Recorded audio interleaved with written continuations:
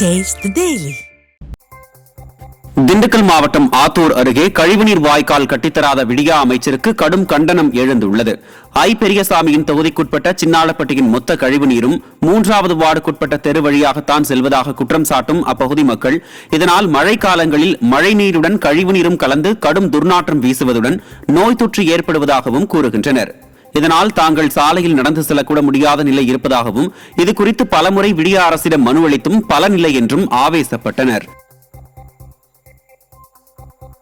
கோவை மாவட்டம் ஆவாரம்பாளையம் பகுதியில் ரயில் தண்டவாளத்தில் அடையாளம் தெரியாத நபர்கள் சிமெண்ட் கற்களை வைத்த சம்பவம் அதிர்ச்சியை ஏற்படுத்தியுள்ளது. திருவனந்தபுரத்திலிருந்து சென்னை செல்லும் ரயில் அந்த வழியாக சென்றபோது ரயிலின் சக்கரம் ஏறி சிமெண்ட் கற்கள் நொறுங்கின. திறனற்ற திமுக ஆட்சியில் ஏவல் துறையின் அலட்சியத்தால் தமிழகம் சமூக விரோதிகளின் கூடாரமாக மாறியுள்ளதாக மக்கள் குற்றம் சாட்டியுள்ளனர்.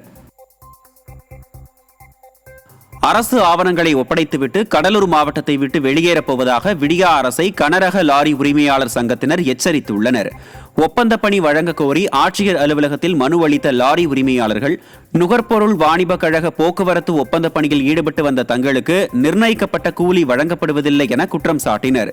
இதனை சுட்டிக்காட்டியதற்காக தற்போது பணி தர மறுப்பதாகவும் இது தொடர்பாக பலமுறை புகார் அளித்தும் போராட்டம் நடத்தியும் பயனில்லை எனவும் வேதனை தெரிவித்தனர். கவர்மெண்ட் கொடுக்குற வாடகை 598 ரூபாய். ஆனா 160 ரூபாய் கொடுத்து ஓட்டுறாங்கன்னா இதுக்கு இந்த வாடகைக்கு லாரி ஓட்டும் போது எதுக்கு 598 ரூபாய் கொடுத்து டெண்டர் கோட் பண்றாங்க? இது ஏன் கவர்மெண்ட் சர்வீஸ் ஆயிக்க மாட்டுது? இது நாங்க எங்களோட லாரிங்கும் பாதிக்கப்படுது. ரோட் டாக்ஸ் கட்ட முடியல, எஃப்சி கட்ட முடியல, இன்சூரன்ஸ் கட்ட முடியல. எவ்வளவு பாதிக்கப்படுறோம் லாரி வச்சு எங்களுக்கு தான் சார் தெரியும். நாங்க கஷ்டப்படுற விளிம்பு நிலையில இருக்கோம். அதை எடுத்து சொல்லும் போது இது திட்டமிட்டு எங்களை திட்டமிட்டு மழுங்கடிக்க செய்யறாங்க. இவங்களை புறக்கணிக்கின்ற விஷயத்தை திட்டமிட்டு பண்றாங்க. அதனால இந்த மாவட்டத்தில் நாங்க வசிக்க விரும்பல. வேலூர் மாவட்ட ஆட்சியர் அலுவலகத்தில் இளைஞர் ஒருவர் உடலில் பெட்ரோலை ஊற்றி தீக்குளிக்க முயன்ற சம்பவம் மக்களிடையே அதிர்ச்சியை ஏற்படுத்தியுள்ளது. காட்பாடியில் உள்ள தமிழ்நாடு சேமிப்பு கிடங்கில் தற்காலிக பாதுகாவலராக பணியாற்றி வந்த குணசேகரன் என்பவரை மேலாளர் சித்ரா பணியில் இருந்து நீக்கியதாகவும் சேமிப்பு கிடங்கில் தூய்மை பணியாளராக பணியாற்றும் குணசேகரனின் தாயாரை சித்ரா மசாஜ் செய்ய கூறி வற்புறுத்தியதாகவும் குற்றம் சாட்டினார். இதுகுறித்து அதிகாரிகளிடம் மனு அளித்தும் இதுவரை நடவடிக்கை எடுக்கவில்லை என குற்றம் சாட்டி குணசேகரன் ஆட்சியர் அலுவலகத்தில் தீக்குளித்து தற்கொலை முயன்றார். கன்னியாகுமரி மாவட்டம் வடசேரி பேருந்து நிலையம் அருகே போதையில் இளைஞர் ஒருவர் படுத்து உருண்டது பொதுமக்கள் பலருக்கு சிரமத்தை ஏற்படுத்தியது. ஆவின் பாலகம் முன்பு போதையில் படுத்து உருண்ட இளைஞரால் அந்த வழியாக செல்லும் பேருந்துகள், கார்கள் மற்றும் பாதசாரிகள் என பலருக்கும் இடையூறு ஏற்பட்டது.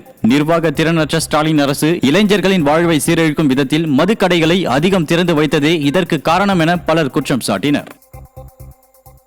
திண்டுக்கல்லில் பட்டாக்கத்தியுடன் இருசக்கர வாகனத்தில் வந்த 3 பேர் மீது மினி பேருந்து மோதி சம்பவ இடத்திலேயே ஒருவர் உயிரிழந்தார். நத்தம் சாலை மேம்பாலத்தில் மினி பேருந்து சென்றபோது எதிரே வந்த இருசக்கர வாகனம் மோதியதில் பேருந்து முன் சக்கரத்தில் சிக்கி ஒருவர் உயிரிழந்தார். இவர் கோவிந்தாபுரத்தை சேர்ந்த பழைய குற்றவாளி ஜெயபிரகாஷ் என்பது தெரிய வந்த நிலையில் பாலத்தின் கீழே குதித்து 2 பேர் தப்பியோடியதாக பொதுமக்கள் தெரிவித்தனர். விடியா ஸ்டாலின் ஆட்சியில் காவல்துறையின் அலட்சியத்தால் குற்றவாளிகள் தைரியமாக நடமாடுவதாக பொதுமக்கள் குற்றம் சாட்டினர். அதிமுக ஆட்சியில் டாக்டர் ராதாகிருஷ்ணன் மாநில நல்லாசிரியர் விருது வழங்கிய உடுமலையைச் சேர்ந்த ஆசிரியருக்கு தற்போது மத்திய அரசு தேசிய நல்லாசிரியர் விருதை வழங்கி கௌரவித்துள்ளது. திருப்பூர் மாவட்டம் உடுமலை நகராட்சியில் உள்ள பாரதியார் நூற்றாண்டு அரசு மகளிர் பெண்கள் மேல்நிலைப் பள்ளியில் பணியாற்றி வரும் விஜயலட்சுமி என்பவருக்கு கடந்த அதிமுக ஆட்சியின் போது 2020 மாநில நல்லாசிரியர் விருது வழங்கப்பட்டது. இதனைத் தொடர்ந்து தற்போது அவருக்கு மத்திய அரசு தேசிய நல்லாசிரியர் விருதை அறிவித்துள்ளது. இந்நிலையில் ஆசிரியர் விஜயலட்சுமிக்கு ஆசிரியர்கள், மாணவர்கள் என அனைத்து தரப்பு மக்களும் பாராட்டு தெரிவித்து வருகின்றனர். என்னுடைய ஆசிரியர் பணியை பாராட்டி கடந்த 2020 தமிழக அரசு மாநில நல்லாசிரியர் டாக்டர் ராதாகிருஷ்ணன் விருது வழங்கி சிறப்பித்தது.